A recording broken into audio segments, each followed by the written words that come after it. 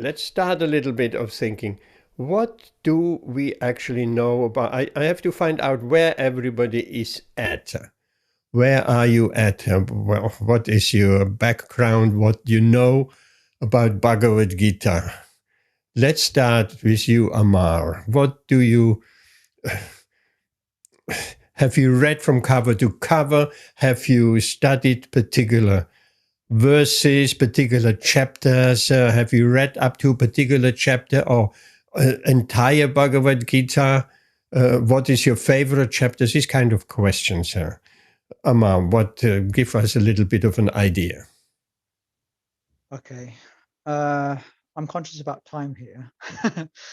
Yes, we only go till 8 o'clock, right? Yeah. Well, I'll try and summarize what the questions that you're asking. Yes, I have read Bhagavad Gita cover to cover, predominantly the chapters, of course. I've listened to the audio. Which audio you have? The official one. What is there? Many official ones. Which one is that? Oh, you're testing me now. I think it was recorded in America. Yes, many things recorded in America. All good things coming from. I'll have to send it to you. But to no, you don't remember a title, or who's speaking? I think the surname is Patel something or another.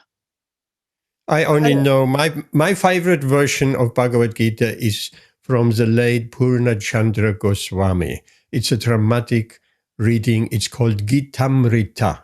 The Amrita, the nectar of the Gita. It's absolutely, absolutely beautiful. Okay. You'll have to send me that one. Yes, it's on our website. I can send you a link. Yes, please. Gitamrita. You will love it because it's with a background with the music, and it's absolutely, absolutely nice. Lovely. Very, very capturing. Okay. I'd love to. I will do that. If you don't receive it, send me a reminder, but I think I will remember that. Yeah. Okay, so you have gone through the entire Gita. What's your favorite chapter, or what are your favorite chapters? All of them are my favorite, to be honest. All of them. That is an easy answer, isn't it? Yeah, but everything. But really, as you know, it's debatable. I mean, I would say the real turning point for me after going through more than half of the Bhagavad Gita, chapter 13 is a real turning point. It kind of spins you on your head a little bit. It's quite philosophical. That's when you realize that the whole of the Gita is not just made for material, for the material world, but actually is the greatest philosophy ever, and it can apply to every segment of not just life but death, the whole of existence, the whole universe. That's when the real turning point, and that's when you can kind of then you kind of have to put not to say that the other chapters are not as strong, but I feel it's close to my heart because I feel then I can start looking at the rest of the whole Bhagavad Gita in a different context with application to chapter 13. But that's not to say that specific slokas, specific texts of other chapters are not as strong, namely 5.21, 18.16, various ones of chapter 6, chapter 9. Oh, so many of them. I don't know what I don't know. We'll be here all day and night to go through, but all of it is very close to me, very close to my heart. I like that, what you said. I mean, it's not meant for the material world. In fact, it is stated in the Gita that Bhagavad Gita is meant for devotees entirely. In the material world, nobody can understand Bhagavad Gita. Nobody can. It's impossible to understand Bhagavad Gita if one is not a devotee. One will misunderstand, one will interpret in various different ways. Welcome, iPhone. Who are you? Is it Rashmi or is it Poonam or who? It doesn't matter. It don't need to talk. You can just listen. What we're doing, we're looking into Bhagavad Gita just to keep you up to date. I call you iPhone. Just to keep you up to date. My name is Gauranga, as you can see. I'm the host of that meeting. There is Amar and there is Nalini Mataji. And just to start it off, I'm trying to find out what have we been engaging with Bhagavad Gita. What is Bhagavad Gita? And Amar just gave a beautiful explanation of the universality of Bhagavad Gita. Okay, so what about you, Nalini Mataji? Have you read Bhagavad Gita from cover to cover? What was your engagement, and since how long have you been reading, studying Bhagavad Gita? Okay, Hare Krishna Prabhuji. I must say I'm still amateur. I'm still on my learning path. We are all on our learning path.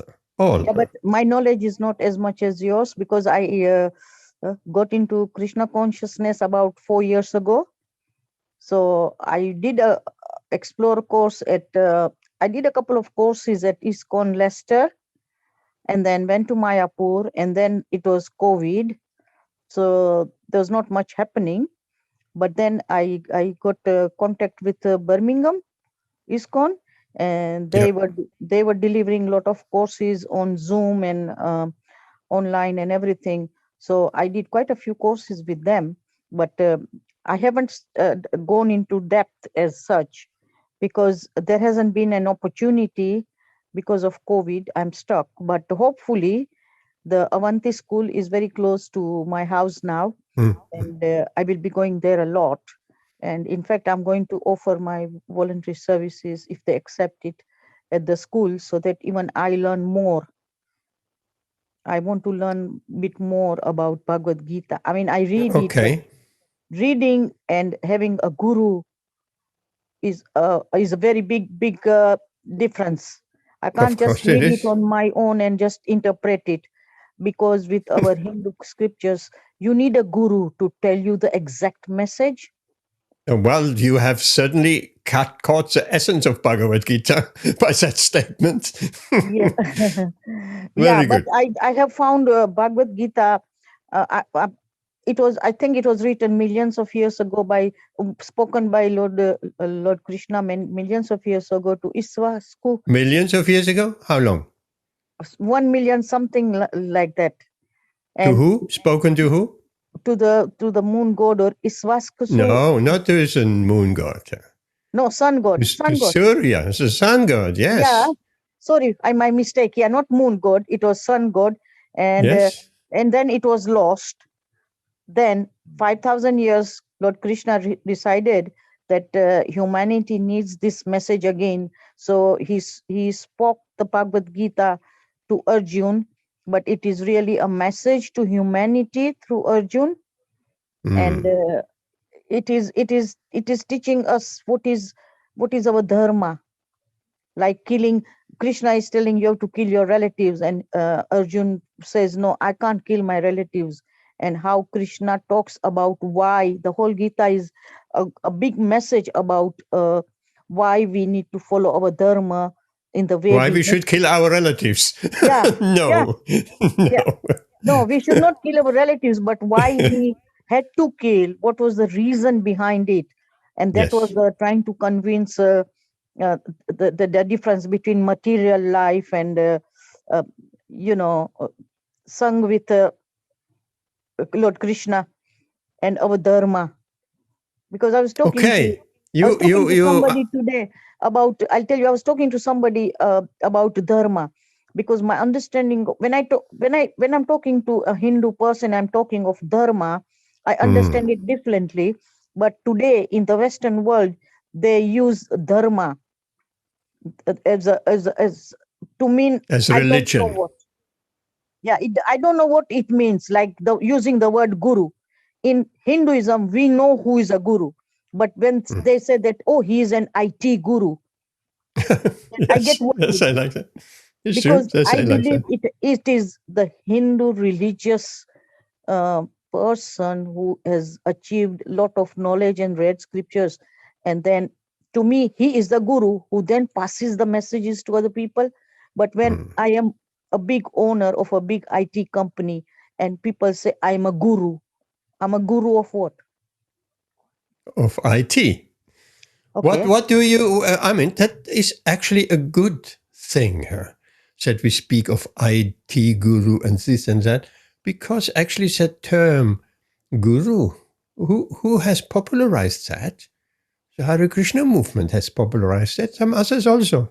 Yes. So yes, but I don't terminology has to come. Prabhuji, if I'm an IT person, I don't want to be called a guru. I would like to be called a guru, like in your position. You have gone through so many scriptures, you live your life completely, and you are sharing your knowledge with us and everything.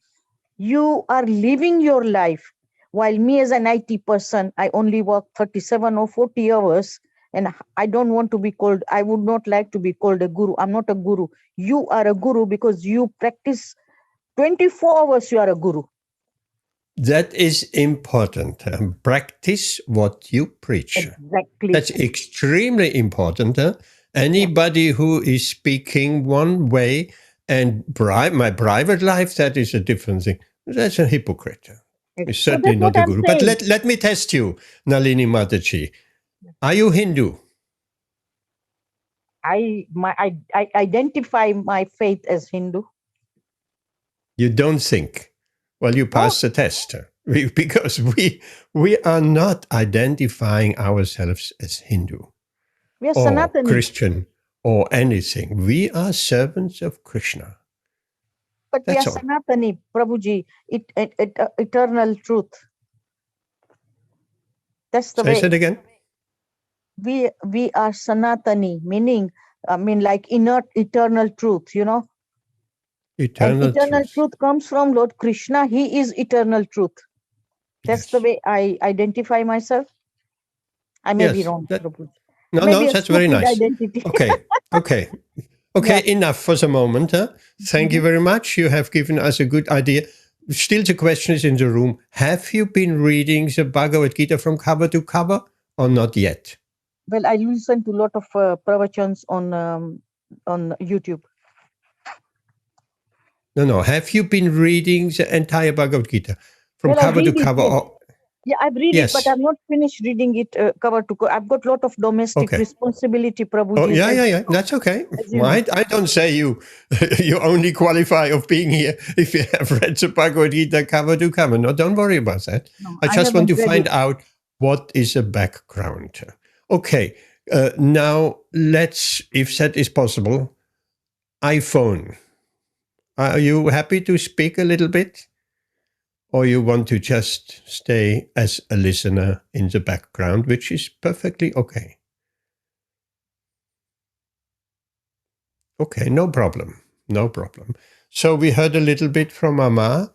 We heard a little bit from Nalini. Can I say something? You know, sometimes in Birmingham groups, we used to have people who just used to sort of, what is the word I want to say? They just used to come into the group to disrupt or something, and they won't say anything. So there was lots of hackers coming in, and they had to take real serious steps as to who would be allowed. So I don't know if this silent person, I don't want to make any allegations. No, don't speak like that. But nobody is disrupting here. No. Don't speak like that. Don't even think like that. Yeah, okay. We are open. We are welcoming anybody of just listening. If someone, I don't think it will ever happen, but if someone would come to disrupt, I have here plenty of tools to deal with that. Okay, so it's not a problem. Okay, fine. Thank you, Prabhuji. Thank you for that. That's comforting. Hare Krishna. Let's keep our microphones muted and when not cross talking. And if there is any questions or anything, we have set hand raising feature in Zoom, which looks like this. A hand comes up, and when you have spoken, the hand you click the hand-raising feature again, and the hand comes down. So particularly when there are more people there, so that is kind of a very handy tool. So, let's speak a little bit. We have plenty of structure to that Bhagavad Gita course. Today is just really, really a broad introduction. And we started a bit late because we were waiting for you, Nalini. Hare Krishna. No, don't feel bad. I'm just joking. So, the Bhagavad Gita has 18 chapters. We know that. And one could, and it has been described, the first 6 chapters, the middle 6 chapters, and the last 6 chapters. It is just like if we want to protect something very carefully, then we put it somewhere in the middle. So the first 6 chapters of the Gita are like the covering of a book. And the last 6 chapters are also like a covering. So what's in the middle? The middle 6 chapters are in the Gita, which are important chapters. Some people think, who haven't studied the Gita really extensively, and it has been said the Gita is universally applicable, and it is universally applicable. And many great personalities have spoken very highly of the Gita. Gandhiji was saying, I'm bathing my mind in the light of the Gita every morning. Others have spoken about the universality of the Gita as well.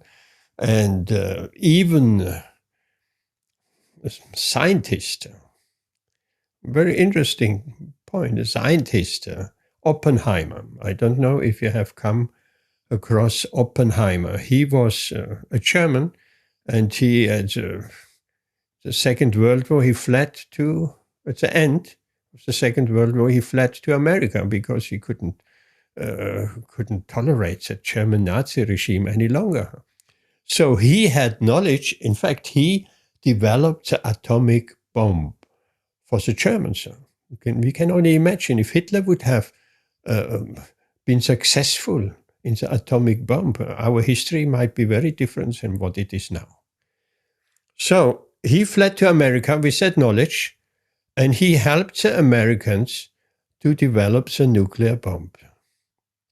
And they did a testing. Everything has to be tested, of course. So they did a test in the Nevada desert. And from far away, they were observing as they set off the first ever, not the first ever. Nuclear weapons have been known 5,000 years ago. Modern scientists don't believe that. But we know when we speak of the Brahmastras in the Battle of Kurukshetra, in the Mahabharata war. And one can still find in the Kurukshetra area, in Rajasthan, there is radioactivity can be measured to a higher degree from what has been left over from 5,000 years ago. But these nuclear weapons 5,000 years ago, they were quite more sophisticated because they could withdraw the nuclear explosion.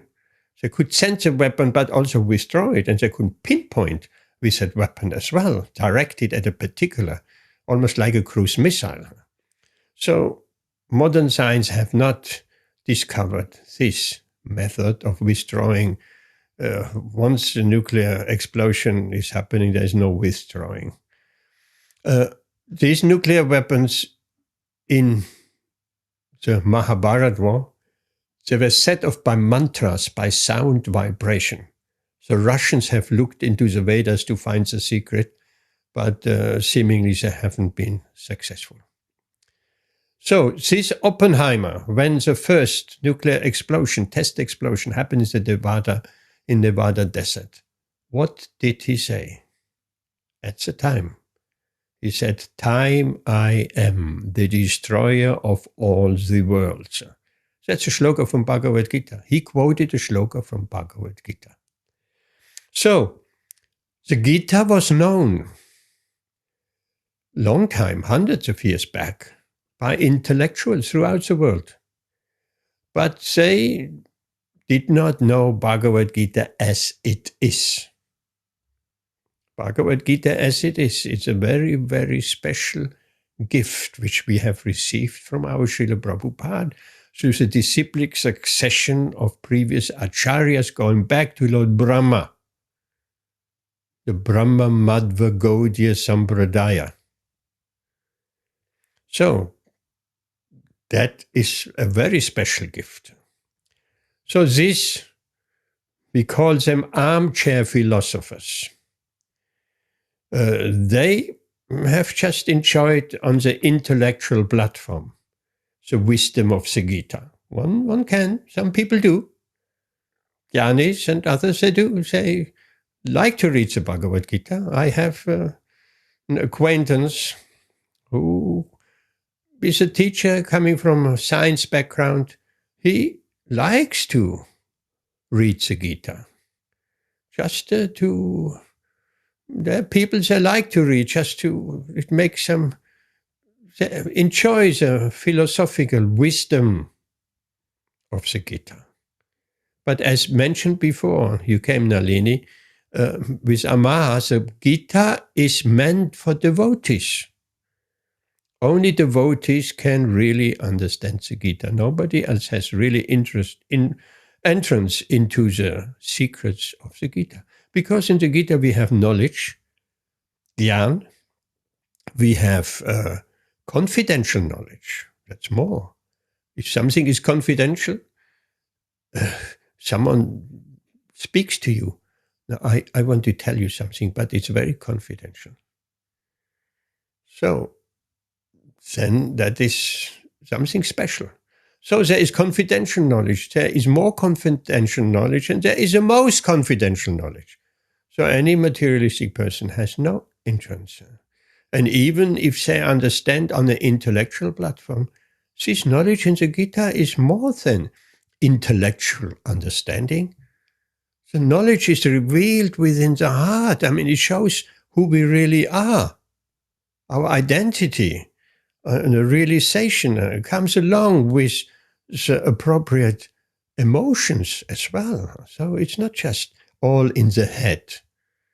And of course, the Gita is meant to be lived. So these armchair philosophers, they understood the Gita in an intellectual way. So that's not the aim of the Bhagavad Gita as it is, to understand it intellectually. No. The aim is to practice the Gita. And of course, the main practice of Bhagavad Gita, it culminates in chanting the mantra, the Maha Mantra, the most powerful mantra. Chanting that mantra gives all the power. And then the knowledge will be revealed within the heart. It's a very mystical process. So, there have been many Bhagavad Gitas. Maybe 100, 200 versions of Bhagavad Gita are there in the world. And Srila Prabhupada explains within his introduction to the Gita, why then, if there are already so many Gitas, why then introducing another Bhagavad Gita? Because all, without exceptions, all translators of the Bhagavad Gita have written or translated or commented on the Bhagavad Gita for some personal reasons, to show their scholarship, their personal ambitions. Oh, you translated Bhagavad Gita. Oh, yes, big professor.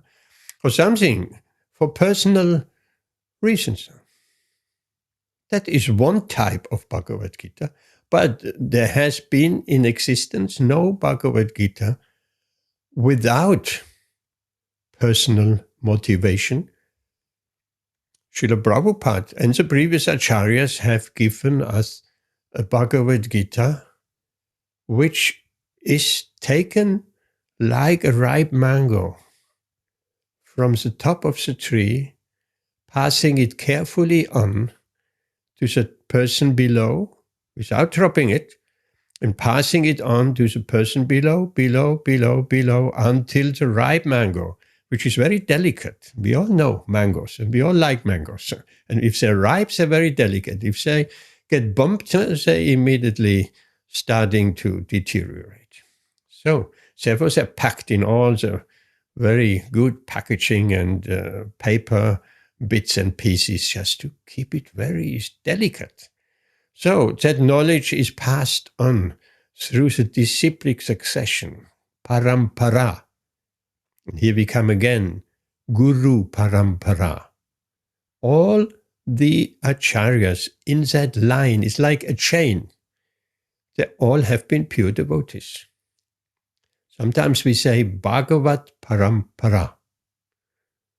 They're not necessarily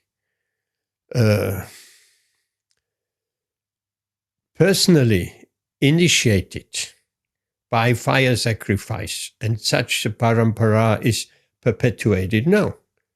We are in a Shiksha Sampradaya. So if there is nobody there for hundreds of years, and after hundreds of years someone picks up the mood, the Shiksha, the instructions of the Bhagavad Gita, then that parampara continues from there. It was mentioned, Nalini, you mentioned the Gita has been lost, and it says in the Gita, it has been lost. So what does it mean? The Gita has been lost. And I would like to ask this question to Amar. What would you say? How come the Gita has been lost? I mean, if I lose something, then I misplaced it, or I leave it on the park bench and it's lost, and I go back and I can find it. So what does it mean the Bhagavad Gita has been lost? Amar, what would you say? If you were talking about the literal term of how Krishna mentioned this, yeah, I can understand what Krishna mentioned to Arjuna back then. However, Krishna and his message, Krishna is his message firstly. Yeah. Krishna is indeed his name. And the Bhagavad Gita in its full entirety pervades the entire universe without any doubt. So it can't be lost. It's impossible to lose, actually. Right? Well, what has been lost? What has been lost? Nothing has been lost. For this. For no, why is there a statement the Bhagavad Gita has been lost? Krishna says that, therefore I speaking it to you again, Arjuna. So something has been lost, but what has been lost? That's my question. So the when Krishna mentioned this to Arjuna, he's stating that when dharma is lost, when all forms of religiosity is lost, then Krishna himself appears to revive, to drive out all evils and bring in spiritual Krishna consciousness back into the world, into the universe. In that respect, I believe does that answer the question in that context? Well, here Srila Prabhupada, he writes, it is clearly stated that the Gita was especially meant for the saintly kings because they were to execute its purpose in ruling over the citizens. Certainly, Bhagavad Gita was never meant for the demonic persons, the materialists, who would dissipate its value for no one's benefit and would devise all types of interpretations according to personal whims. As soon as the original purpose was shattered by the motives of the unscrupulous commentators. Here we hear about commentators. with motives. Just a minute ago, we spoke about Bhagavad Gita as it is, the acharyas in the parampara, in the line. They had no other motivations. They were just whatever they received from their spiritual master, the understanding of the Gita, they passed it on without personal motivation, just as a service to Krishna, a service to the previous acharya. So here we hear of unscrupulous commentators. There arose a need to re-establish a disciplic succession. 5,000 years ago, it was detected by the Lord himself that the disciplic succession was broken. And therefore he declared that the purpose of the Gita appeared to be lost. So the Gita hasn't been lost, rightly, but the purpose of the Gita has been lost by misinterpretation. So that can easily happen. If disciples don't follow the guru, or if disciples in the parampara and later on over the centuries, if they don't follow the instruction of guru, if they're not pure devotees, that's the main thing. If they have material motivations, they will misinterpret the Gita, and then the purpose of the Gita gets lost. That's the point. The purpose of the Gita gets lost. So the purpose of the Gita was lost. Nobody knew the Gita. I mean, here we learning Bhagavad Gita has a purpose, and we will speak later more. What is the purpose of the Gita? What is the goal of the Gita? It's not just sitting back and then, oh, very nice. I like these verses. Yeah, yes, that's true. No, there's a purpose behind the Gita. The Gita brings us to something. The Gita, there's a development. It's not just a book like any other book, an intellectual book or an academic book. No, it's much more than that.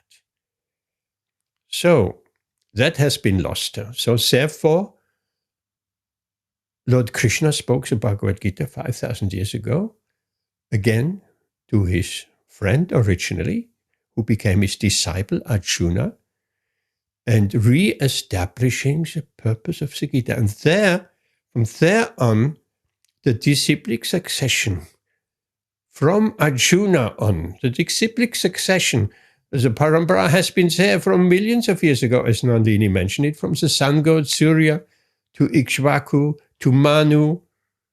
Actually, the Gita, it's a very, very special inset as well. It was meant for the kings.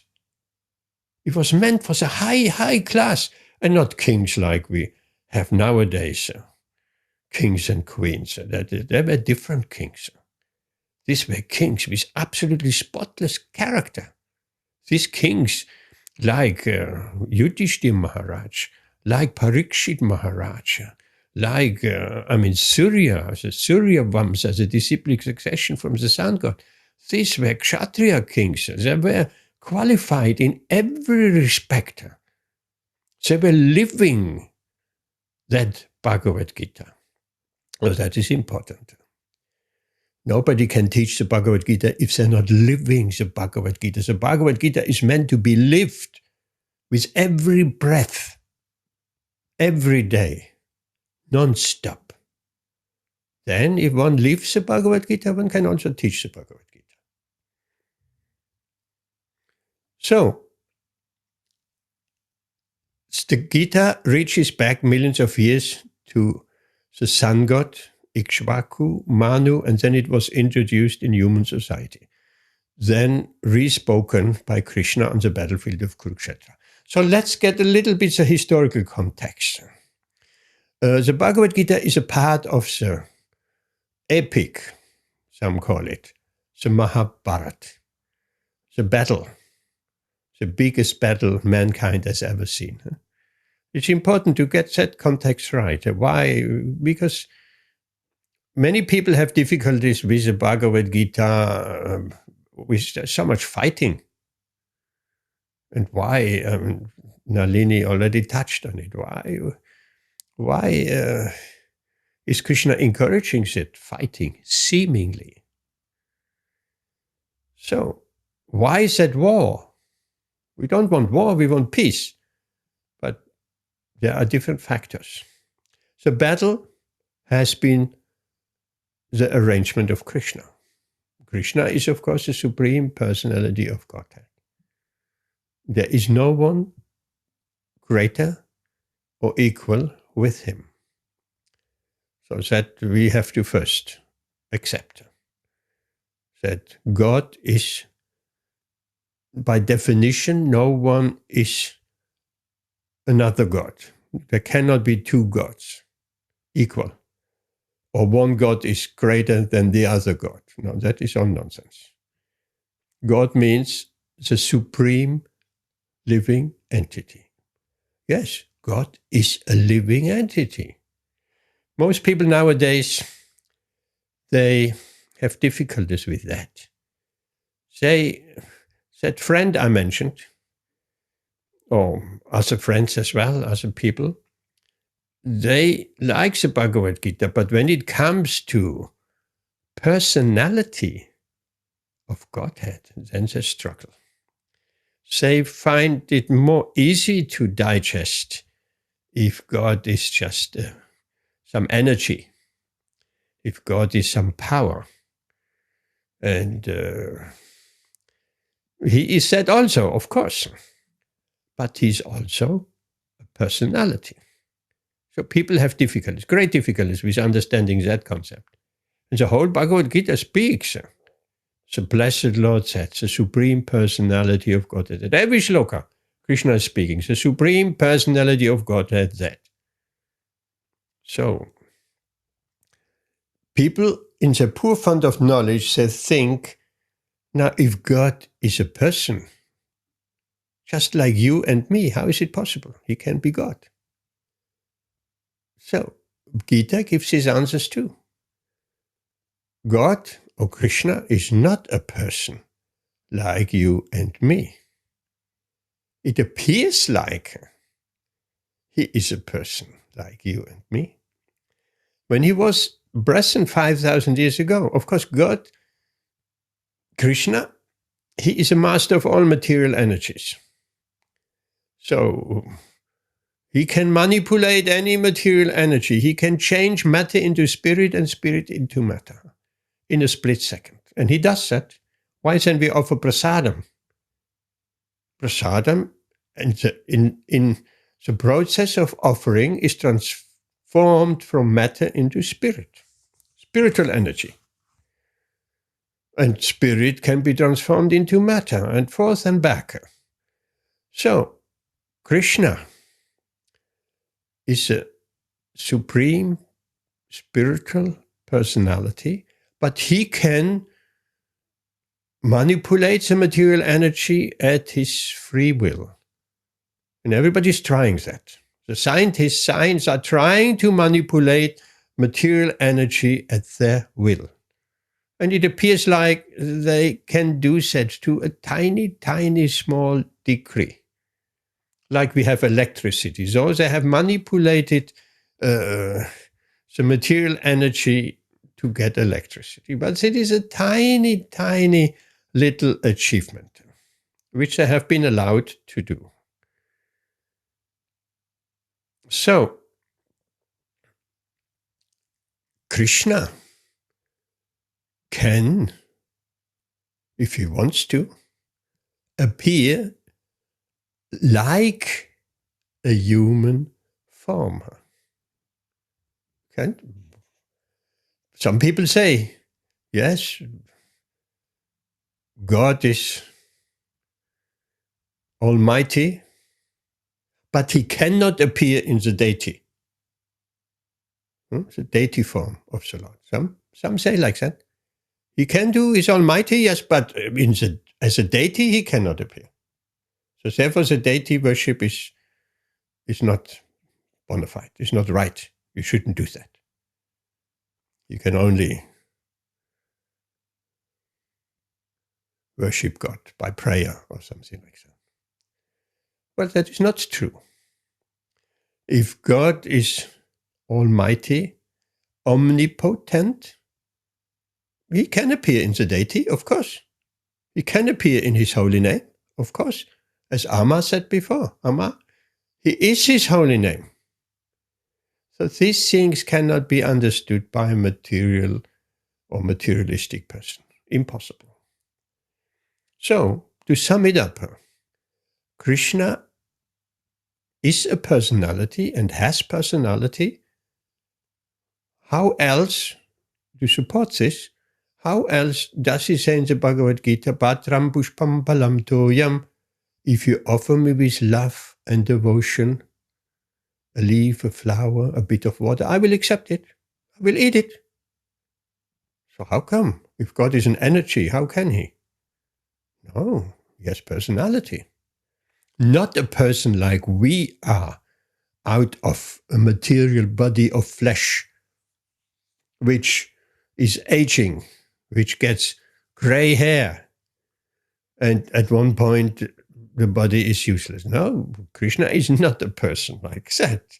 He is a spiritual person, appearing outside like we. That's why people, even 5,000 years ago, not many people could understand who Krishna really is. And it's a question, would we understand? If Krishna appeared here today, seemingly looking like an ordinary person, of course he wasn't not really looking like an ordinary person, he was extremely attractive. Extremely attractive. But also, Krishna never changed his body. Some people believe, and I spoke with some Indian background person, very nice people, very pious people, always giving in charity without any hesitation. Without any hesitation, immediately ready, pious, extremely pious. And I discussed with them, and he said, yes, when Krishna comes into this material world, he takes on a material body. I said, no. People have that concept. Krishna is all spiritual, yes. But when he comes and appears as the son of Masa Yashoda, of Devaki, then he takes on a material body. So that is not the case. That is, again, poor fund of knowledge and poor knowledge of the Bhagavad Gita also. Krishna appears whenever he appears anywhere in the universe, and he does in regular intervals. He appears in himself or in one of his incarnations once in the day of Brahma, which is a very long time. He appears. In fact, he appears in every yuga. In every yuga, in some incarnation. In this yuga, he appeared as Lord Chaitanya Mahaprabhu. So, he doesn't take on a material body when he appears in this world. He comes with his spiritual body. It looks like one of us. Therefore, it is not easy to understand when he comes. This is Krishna. Of course, there are some hints that he didn't age. When he was at the Battle of Kurukshetra, by material calculation, he was 100 years old. Over 100 years old. But he just looked like a youth. So he doesn't age like us. So that is a hint. There's another hint. When he was just a small baby, he did all kind of things you wouldn't expect a human being to do. Lifting the whole of Govardhan Hill on the little finger of his hand. Who can do that? Nobody can do that. And then people, they cannot make sense of that. That's all mythology. So they don't understand nothing of Krishna. They understand nothing of the Bhagavad Gita. There's a verse, a very important verse in Bhagavad Gita. We come across that when we're getting into the chapters. Param Brahma Param Dhamma Pavitram Bhavan. Param Brahma Param Dhamma. Arjuna is saying that. You are the supreme. personality of Godhead. Arjuna understood that. He's the supreme personality of God. It's a Param Brahma.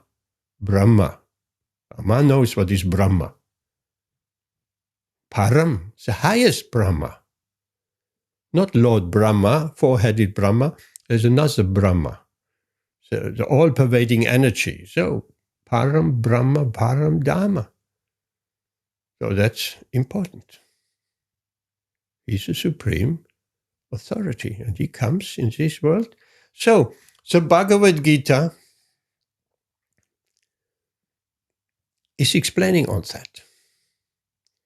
And the Bhagavad Gita has been picking up the right message 5,000 years ago. Or the right understanding, the right mood, the right vision, the right understanding about Krishna. Picking it up from the disciplic succession of Arjuna. Basically, we are in the disciplic succession from Arjuna. And from Arjuna, then it goes to the next generation, to the next, and the next, and it comes to Madhvacharya, great Acharya. Then it comes through Vishwanath Chakravarti Thakur, Baladev Vidyabhushana, Bhaktivinoda Thakur, Gokishore Das Babaji Maharaj, Srila Bhaktisiddhanta Saraswati, Srila Prabhupada, and then to us. So that is, if I starting to tell you anything else, make some speculation, of make up something out of whatever reason, then what I'm telling you that is deviating from the parampara, and I become absolutely useless. Useless. Useless for Krishna, useless for anyone. Misleading people. And if I don't live my life, if I don't live the Bhagavad Gita at the same time, I become a hypocrite and become useless as well. So that's important to know. All our acharyas have been living the Bhagavad Gita. Therefore, this ripe mango has been brought to us as if Krishna spoke it right today. Unchanged. We have no ambition to change anything, to change nothing in the Bhagavad Gita, nothing in the message. Our ambition, our purpose is to give, to pass on what we have received. And we do that to our best of ability. Whatever we have received from Srila Prabhupada, we pass on. And anybody who hears that message, realizes that message, lives that message, and they're becoming a vehicle to also, they're actually becoming guru. Not so difficult to become guru.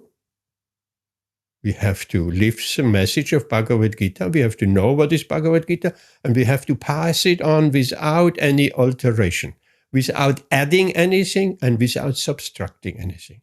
Maybe we don't like something, so we subtract it. There is one verse to make that a bit clearer with a story. We're running almost out of time, just a little bit more. There is a nice verse in Bhagavad Gita where Krishna is saying, Yoga Kshemam Vahamyaham Ananyas Chintayantumam Yechana Paryupasate Yoga Kshemam Vahamyaham. Krishna is saying, I provide for my devotees. I provide what you lack. If anybody's lacking something, right? I provide what you lack and I preserve what you have. Wow. Some people say, how is it possible? Krishna is not, I have to go to work. Krishna is not going to pay the mortgage. Krishna is not paying the bills. But Krishna says, for my devotees, for my unalloyed devotees who worship me, focus fully on me, I provide them what they lack and I preserve what they have. Well, isn't that nice? We don't have to, of course we have to do our our duties. As a householder, we have to work, but if we really understand that, we have no worries. Krishna will provide. I just read the other day a beautiful story. Srila Prabhupada, not story, a conversation with Srila Prabhupada. And he said, people are taxed so much. Now we have the new national insurance increased tax, and the government is taking and taking and taking. So maybe one day, Srila Prabhupada said, they will tax us just for chanting Hare Krishna. Who knows? Tax us for chanting Hare Krishna on the street. Okay, tax. Then Srila Prabhupada, very surprisingly, how that conversation turned. He said, so let them tax us. Krishna will provide the tax. Krishna will provide the tax. Like he said, in Bombay, we had no money, no nothing. Well, everybody knows, Juhu temple, big opulent temple in Juhu. Oh, Nalini got kicked out or left. So, no money, but somehow or other Krishna provided everything. Everything. So Krishna will provide what we lack and maintain what we have. So that beautiful story I want to, just before we finish, I want to share with you. There was a very poor family. You may have heard that before. Very poor family in India. And the husband, he was studying Bhagavad Gita, like we studying Bhagavad Gita. He was very carefully studying Bhagavad Gita, chapter by chapter by chapter.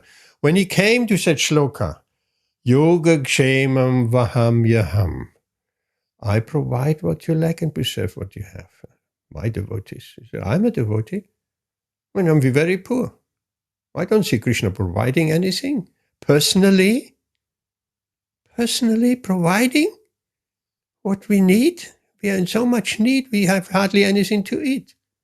So there must be some mistake in the translation of it. He took his pen and he crossed it out.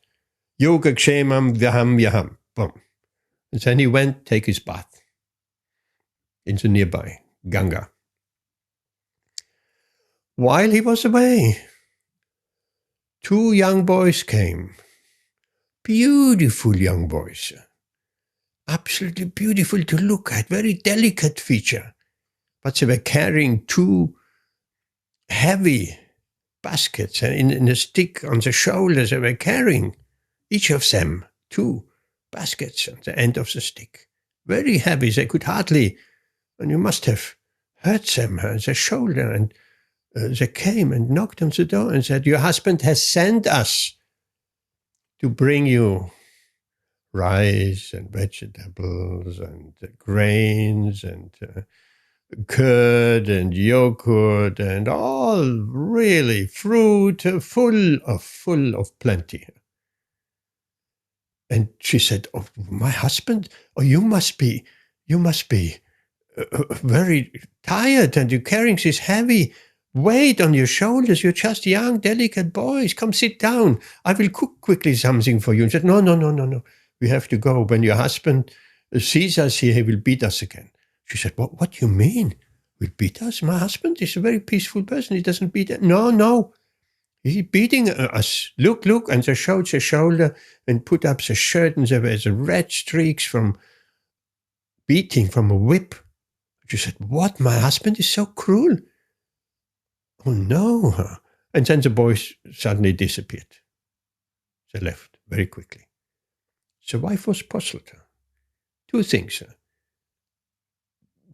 The husband suddenly sent so much eatables, but at the same time he's so cruel. And one thing puzzled her the most. These boys were very beautiful and attractive, well-spoken, very beautiful features, very attractive. I mean, she just felt she wanted to embrace them and hold them. And sooner or later, the husband arrived.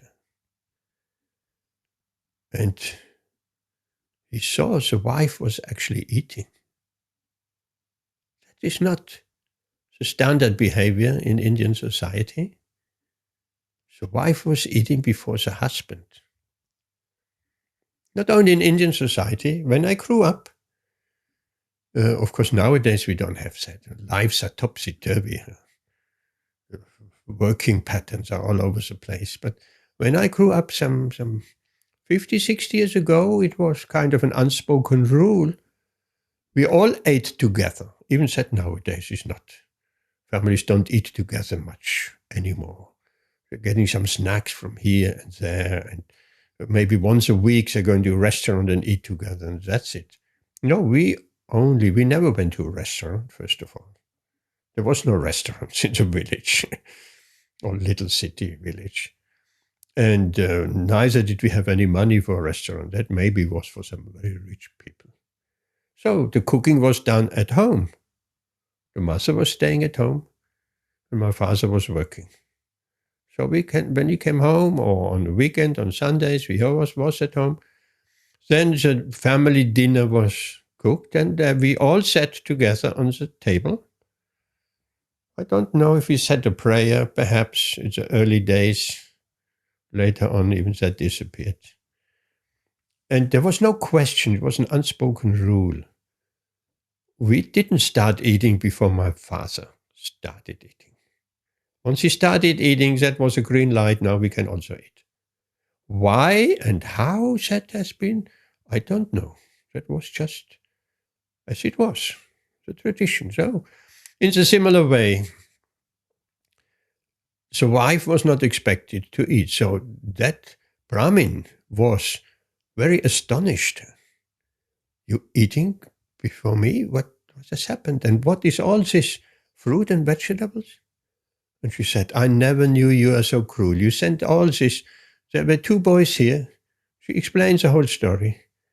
But they showed me their backs, and you beat them. And the husband said, no, I never did that.